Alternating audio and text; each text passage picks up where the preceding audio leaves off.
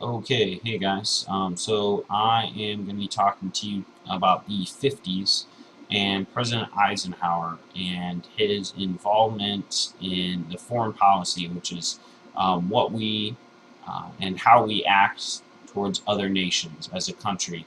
And as you might remember, after World War One, America practiced isolationism, where we didn't want to get involved in other worlds or other nations' affairs, and so we decided to just keep to ourselves. After World War II, we take a very opposite approach, a pretty aggressive approach in the 1950s. And so we're going to compare two presidents right now.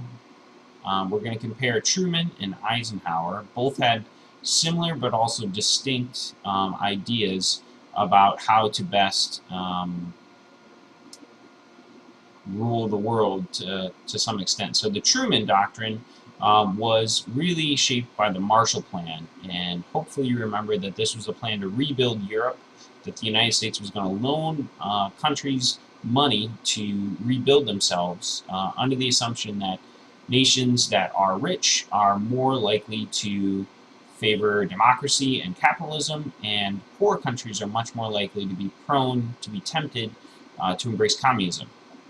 The Truman Doctrine simply states that he wanted to contain communism, that they wanted to stop it wherever it sprung up and prevent its spread to other nations.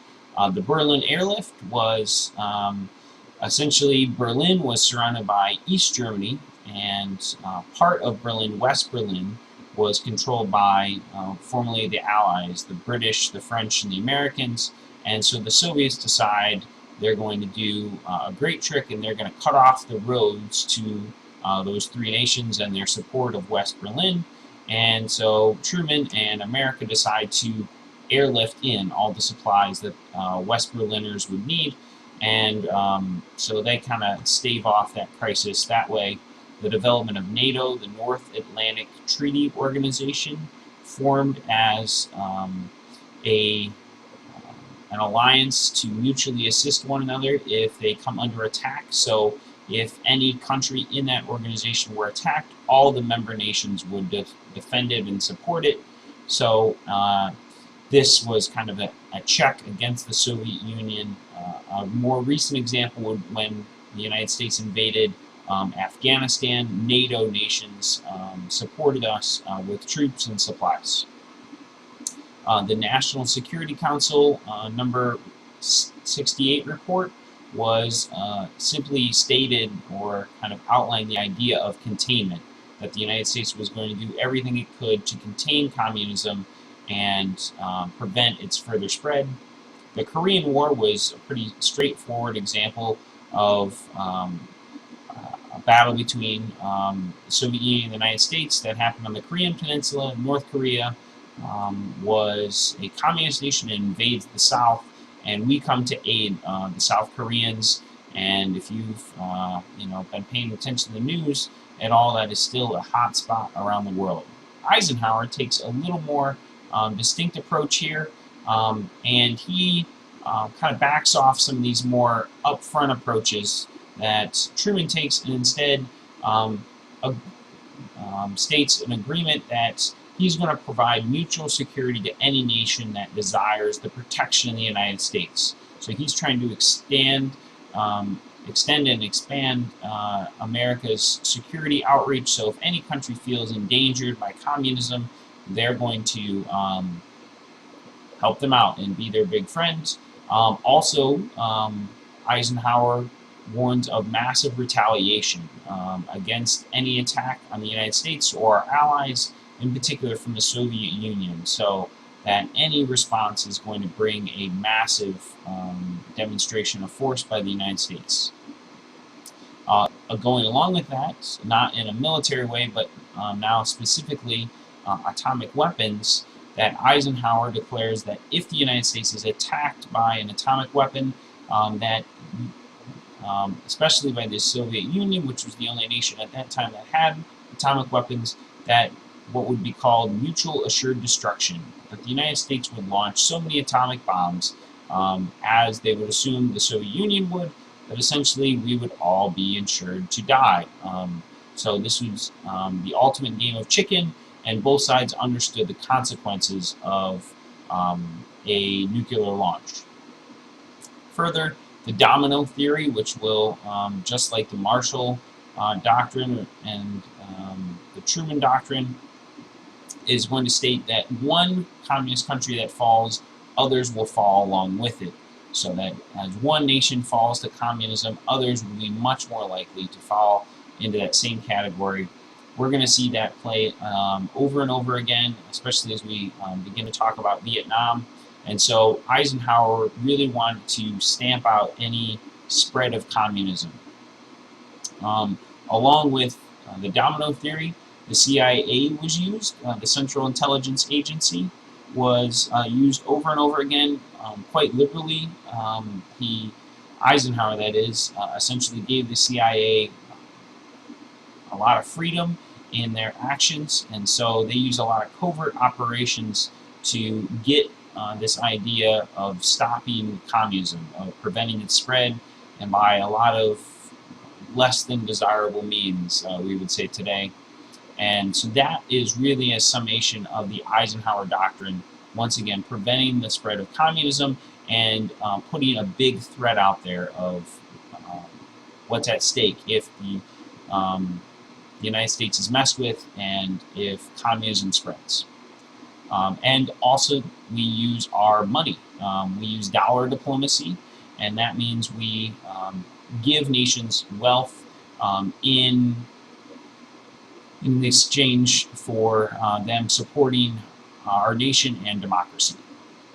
So to get a little bit more specific by region, some hot spots that Eisenhower got himself into was one, the Soviet Union and its satellite states formed their version of NATO called the Warsaw Pact, and that is essentially created to say, well, if you attack any communist country, then you're messing with all of us. So the Soviet Union sets that up in 1955. In 1956, in part because of the Warsaw Pact, the Hungarians, part of the Soviet Union's sphere of influence, try to revolt. They say, we don't want to be a communist country, or at least part of the nation said that, and tries to have a revolution, and the Soviet Union sends in troops and tanks and crushes that revolt pretty violently. So Eisenhower and the United States is having to negotiate all on how they respond to these things. Things get a little bit more tense in 1958. The Soviet Union says that to America and France and Britain that they need to get out of West Berlin, once again in East Germany. So this crisis over Germany and its split between East and West, between communism and capitalism, is once again at its peak. And the United States and the Allies say, no, we're not going to leave. You can't make us. And so we're going to see that will further escalate a little bit later on. In 1959, kind of a strange thing, but the Soviet Union and the United States agreed that they should play nice, that they should have a cultural exchange, and so they set up demonstrations of what their country is capable of in both nations, in the United States, in New York City, and in Moscow. And so famously, Richard Nixon and Nikita Khrushchev have a kitchen debate in which essentially the United States states and tries to show off all its newest and coolest gadgets, which we'll see in our 50s video. And Khrushchev is not really impressed. He really says that they should be focusing more on industrial development rather than luxury items like microwaves or dishwashers or new kind of modern appliances. And last but not least, the United States has an unfortunate incident once again of spying on the USSR using U-2 spy satellites and planes. And one of those planes is shot down, and they have to basically confess that they were spying on the Soviet Union, taking pictures of their nation. And there's a big trial of a pilot who gets shot down, and it's kind of a mess. So the United States is having kind of a mixed record in Europe In the Middle East, the United States sponsors a coup in Iran, basically over oil. This guy, Mohammed Mossadegh,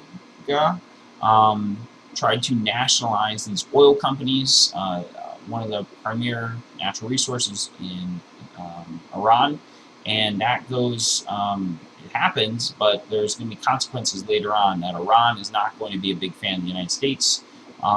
Egypt is going to nationalize or control the Suez Canal, the connection between the Mediterranean and the Red Sea. And other nations are not going to like this, but Egypt is going to win out eventually.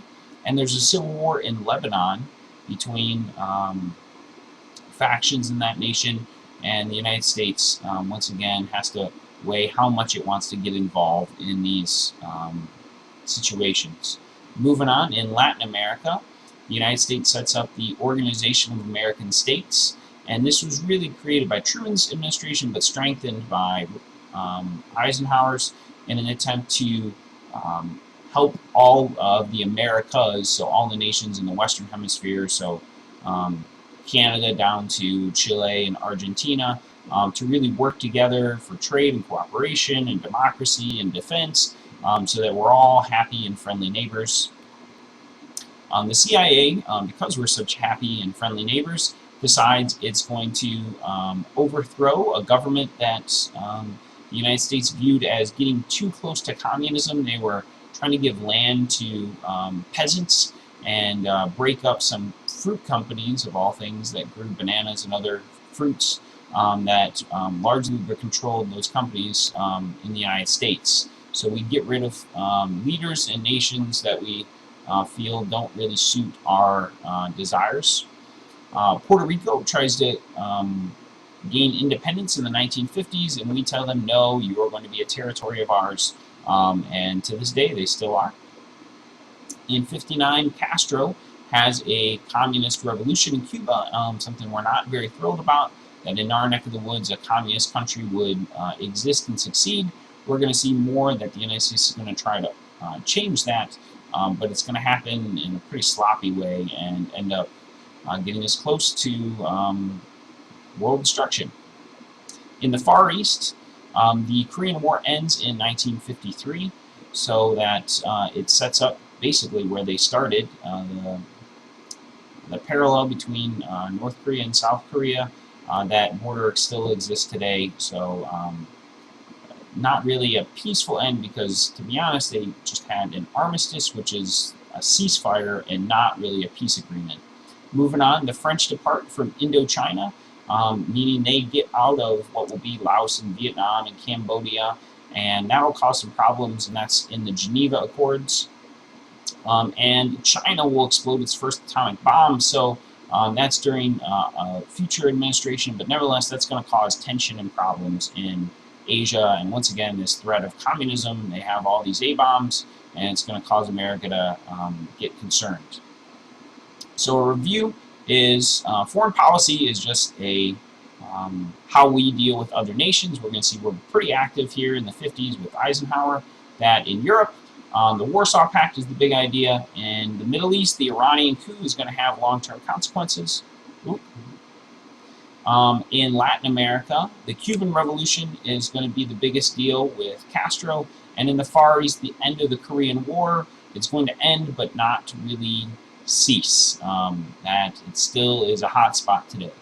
That is about it as far as American foreign policy in the 50s.